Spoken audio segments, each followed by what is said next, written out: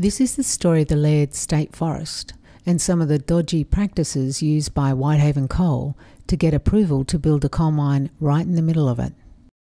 This little patch of green may not be much to look at first glance, but to the trained eye, the forest is teeming with life. Much of it is unique to this forest, much of it classed as threatened. Whitehaven want to build a coal mine smack bang in the middle of it. To do this, they submitted an environmental impact assessment, which was approved at state and federal levels. But as we shall find out, the assessment is more fiction than fact.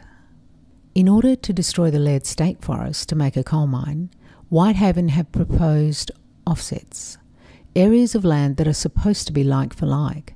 That is, if one forest is destroyed, another exactly the same type of forest is preserved.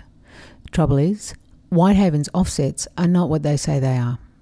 In fact, as ecologist and farmer Phil Spark explains, the offsets are a completely different type of habitat. Whitehaven Coal argue that this is like for like, and that this habitat here will provide the same habitat that there is in Leard State Forest, but is nothing like that. It's like comparing the Leard State Forest to a car park from the species point of view. Where we've come to now in this offset is supposed to compensate for the loss of the habitat in the forest and the critically endangered ecological community. What we've found when we've come out and looked at this offset is that it's nothing like the forest. It's absolutely nothing like it. It's a totally different community and it's totally different habitat. So those threatened species that are going to be impacted by the coal mine in Leard State Forest won't find habitat here. They can't survive here. And the critically endangered ecological community that they're going to clear and destroy in the Leard State Forest is not present here. They've actually mapped this area around us here in this offset as critically endangered ecological woodland. It's very false and misleading.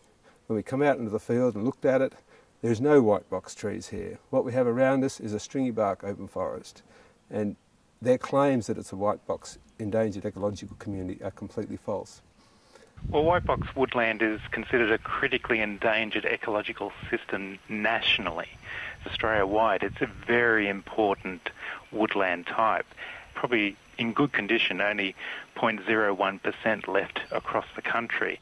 In Leard State Forest, you've got white box woodland in really good condition, and it's in a landscape where it's irreplaceable. There's very little of it left within that place and across the country.